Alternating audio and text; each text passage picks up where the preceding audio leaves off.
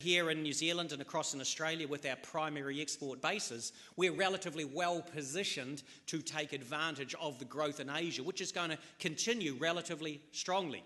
Now, if we're looking at China, their growth rate has slowed down from 10.4% in 2010, 9.2% last year, to an annualised 8.1% in the March quarter. Now, the view had been, up until about 5 days ago, there is an acceleration in Chinese growth underway this quarter. Maybe it annualises out at 8.5%. That is not the view now. Now the view is maybe growth is actually slowing to an annualised, as in what the 3 months did multiplied by 4, an annualised 7.5% to 8% in the June quarter. And that's only partly because of what's happening in Europe, which is manifesting itself in weakness of exports from China to Europe. China gets about 24% of its export receipts from Europe, to put that in perspective.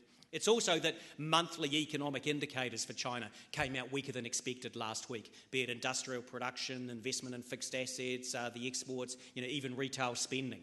So that Chinese economy is slowing down, primarily because of the weakness in trading partners in the Northern Hemisphere, but also because of the rapid tightening of monetary policy from late 2010 into the middle of 2011 in terms of interest rates going up, but more especially banks having to put more money aside. You make a loan, you've got to put 15 or 20% equivalent across in government securities, that sort of thing. 3 years ago, that reserve ratio requirement was 15%. They just cut it for about the third time in the past few months over the weekend. It now sits at 20%.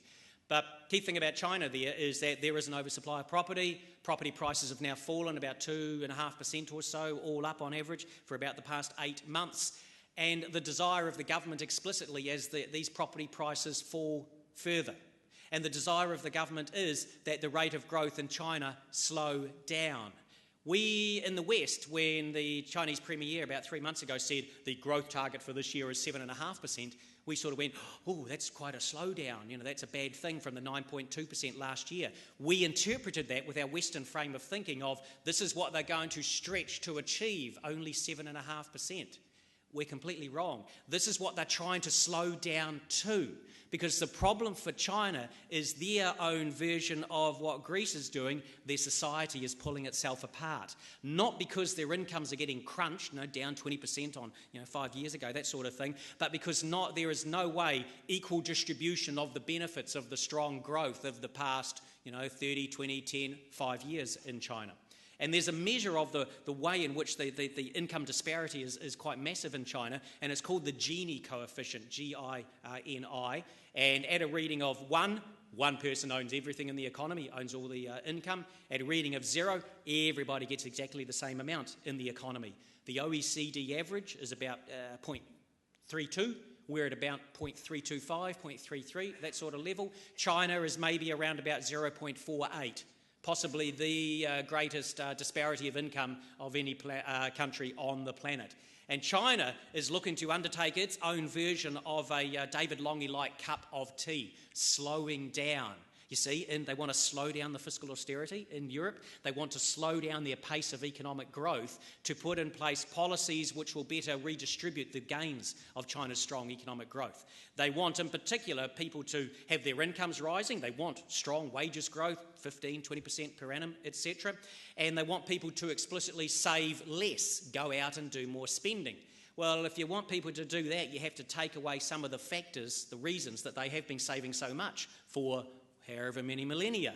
And what you need to do is create a social welfare system. So we see that growing in China. You need to have yourself more than just a pay-as-you-go education and health system. So there's great growth in both of those sectors across in China, which presents massive opportunities for your niche software companies, etc. in New Zealand, producing hospital patient management systems, remote diagnostic techniques, all that sort of thing. You see, there's a lot going on in China outside of just they are getting wealthier, they will eat more protein, they will get fat, they need our milk powder sort of scenario. There's a heck of a lot of this other growth going on, and one of the biggest threats to New Zealand is not just that we find a second Queensland fruit fly that some bloody Aussie may have brought in from across there in Cairns or something, but that we sit back and say, sure, but right, they need our food, we're away laughing for the next century.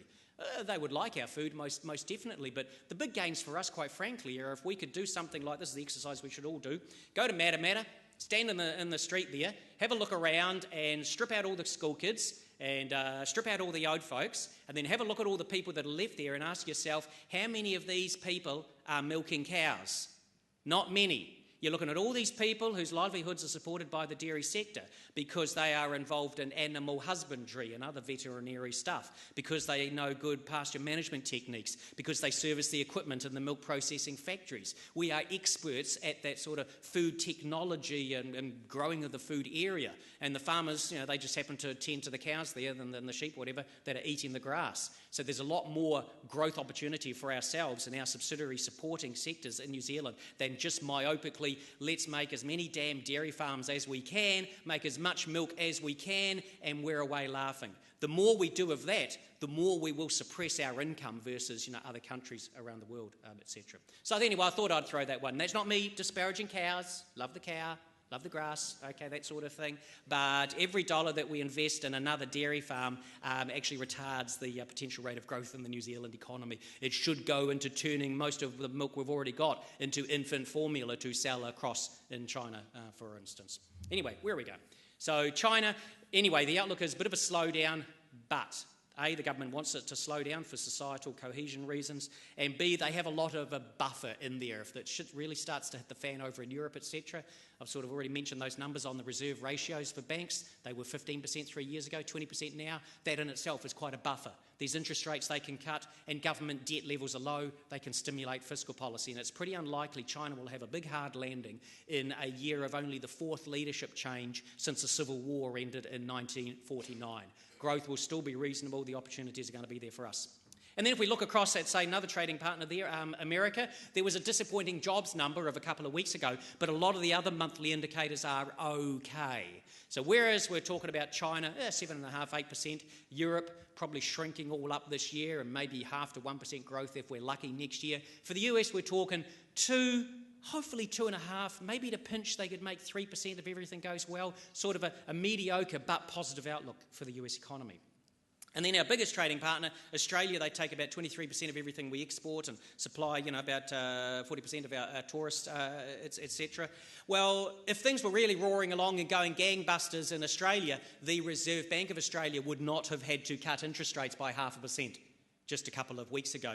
You cut interest rates when something's wrong in your economy on average. And nobody's talking about Australia having a recession. That's not on the cards because you have massive growth in your minerals, engineering, infrastructure and all their support sectors there. But with the higher interest rates and the high currency, which that booming primary export sector has generated, it's crimping other sectors out there. Manufacturing exports, tourism, housing also quite crimped, and retailing as well. And that's probably something a few Kiwis who have gone across there are beginning to realise. It's not a piss up on the Gold Coast as we see on the TV. They're on TV3 on a weekly basis now. That if you want to make the good money, you maybe have to go out and love sand or whatever is out the back of Queensland, for instance. Physically, there's this massive disparity of the parts of Australia that are growing strongly in WA, etc., and the rest of it, and the sectors which I've already mentioned. And a lot of media and people got quite excited about the Oz Jobs Expo up in here in Auckland over the weekend and thinking, everybody's going to be shooting off to Australia. And certainly in the year to March, there was a record net annual loss to Australia of Kiwis of 38,500 people. And that's still getting worse. But the extent to which it's getting worse is decreasing. This is calculus second derivative sort of stuff here. Meaning if you go back 4 to 5 months ago, the month had an outflow which was 1,500 more than the same month a year ago. Then 1,200, 800, 500, maybe 400 worse than a year ago in the most recent month. Our migration flows with Australia move in cycles. And this cycle is just about bottomed out. And the numbers will still look bad for a long period of time, okay? But I'm not scared of suddenly there's a big migration loss, a new thing from New Zealand. The cycle is just about bottomed out.